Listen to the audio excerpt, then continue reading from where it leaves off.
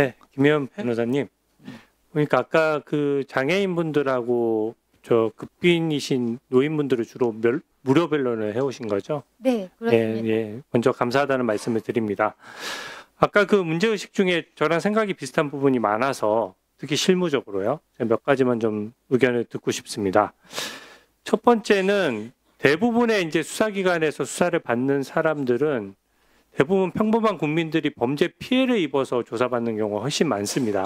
사실 범죄를 전문적으로 저지르는 사람들은 다수를 상대로 범죄를 저지르기 때문에 사실은 피해자 권익을 굉장히 고려를 해야 되는데요.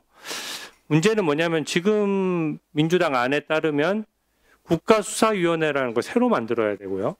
또 중수청이라는 것도 새로 만들어야 되고 공수처는 지금 만들어진 지 4년밖에 안 돼서 지금도 좀 혼란스러운 상황이면서 실적이 없는 상황이고 또 경찰은 또 국가수사본부가 또 따로 있습니다.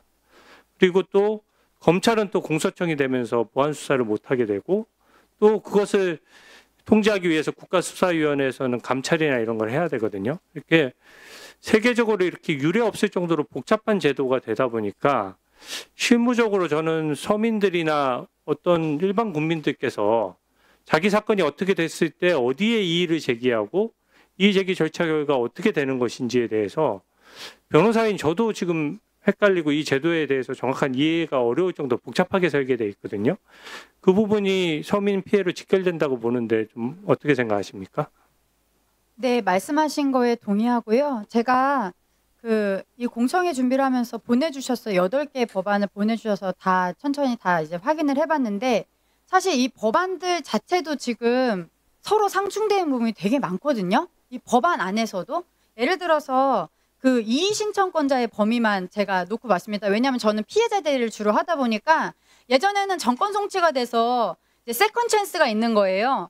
경찰에서 무혐의 의견으로 송치됐다 그러면은 이제 피해자 입장에서는 더 할 거 있나 찾아보자 뭐 이렇게 해서 더 써내고 뭐 이렇게 말씀을 드리고 이런 게 있었는데 지금은 이제 그런 게 없어지고 이의 신청만 하다 보니까 그게 건당 330만 원인가 받는 변호사들도 생겼습니다. 그러니까 원래는 공짜였는데 몇백만 원이 드는 절차가 된 거죠. 그런데 그 이의 신청만 놓고 봤을 때 지금 그 국수입법에 따르면 피해자, 고소인, 고발인을 이의 신청할 수 있게 해놨는데 중수청법에 따르면 고소인과 고발인만 할 수 있게 돼 있고 또 수사절차법에 따르면 고소인만 할 수 있고 고발인은 또 제외하게 돼 있어요. 그래서 이거는 지금 비용 추계가 가능한 수준이 아니고 이 법안 내에서 서로 진짜 연구 용역이라도 작게 돌리셔가지고 이게 상충되는 부분을 정리를 하시는 걸 한 다음에 비용 추계를 하셔야 되는 게 어떤가 심각하고 말씀하신 대로 지금 형사 변호사들도 형사 변호사들한테 물어보고 있는 수준이에요. 너무 복잡해졌기 때문에. 그래서 이 법안이 나와서 흐름도를 그려봤는데 흐름도 자체가 나오지 않는 수준입니다. 네, 이미 문재인 정부 때 일방적으로 민주당에서 추진했던 검경수사권 조정 이후에 모든 국민들이 체감을 하고 있습니다. 사건 처리가 일단 결과로서 보여줘야 되는데 사건 처리가 지연됐어요. 저도 변호사 생활을 계속 몇 년 했는데 사건 처리가 예전보다 지연됐다는데 동의하지 않는 변호사나 국민은 저는 없을 거라고 생각하고요. 또 아까 좀 주목할 만한 부분 중에 수사권이 지나치게 경쟁했을 때의 문제점. 사실은 주목받는 사건만 경쟁하는 거거든요. 그러니까 주목받는 사건은 여론의 흐름에 휘둘릴 수 있어서 법치주의를 어떻게 보면 위협할 수 있는데 여론에 휘둘리는 사건은 서로 주목받는다는 이유로 서로 경쟁하고 수사권이 중첩되다 보니까 오히려 주목받지 않는 서민들이 보는 사건들은 대부분 피해들을 보지만 주목받지 않는 사건들이거든요. 근데 그게 수사권이 중첩됐을 때 서로 하려고 하면 좋은데 서로 안 하려고 하고 사건을 튕겨내려고 한다는 데 문제점이 있는 거죠. 그래서 제가 하나만 예를 들면 30만 원 인터넷 사기 사건 같은 경우에 누가 이제 뭘 사겠다고 해서 서민 입장에서 30만 원 사기당하면은 며칠 밤낮을 분해서 잠을 못 자요.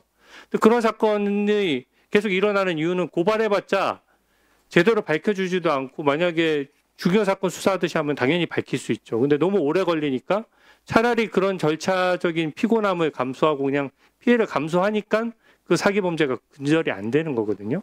그래서 그런 점에 있어서 이 수사권이 중첩됐을 때 피해자의 그 서민들이 보는 어떤 피해에 대해서 오히려 수사가 안 이루어질 수 있다는 부분에 대해서 조금만 더 설명해 주십시오. 제가 정말 체감하는 부분인데 약간 놀라실 수도 있는데요. 저는 주로 그 이제 돈을 안 받으면서 돈을 안 받고 하기 때문에 돈을 낼 수 있는 분들 사건은 하지 않아요. 그러니까 주로 이제 시체가 되신 분이나 아니면은 학대 같은 걸로 인해서 중증 장애가 된 분들만 변호를 하거든요.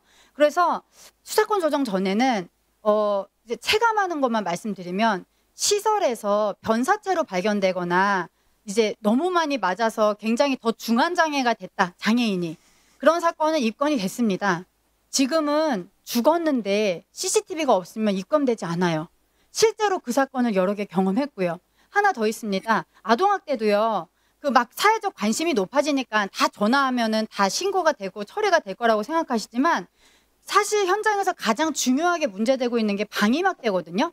그러니까 실제로 뭐 때리거나 뭐 어디 굶기거나 묶어놓거나 이런 신체적 학대는 아니지만 그 아주 지저분한 데서 아예 돌보지도 않고 그냥 동물 키우듯이 이렇게 키워서 계속 핸드폰만 보게 하는 그런 아이들이 굉장히 낮은 자존감으로 여러 문제를 안고 살아가는데 그거에 대해서 학교 선생님이 신고를 해도 입건되지 않고 있습니다. 그 이유를 들여다보면 일단은 지금 경찰에서 수사를 다 집중하다 보니까 인력이 너무 부족하고 이제 그런 문제가 발생하고 말씀하신 대로 요약해서 진술해 주시기 네. 바랍니다.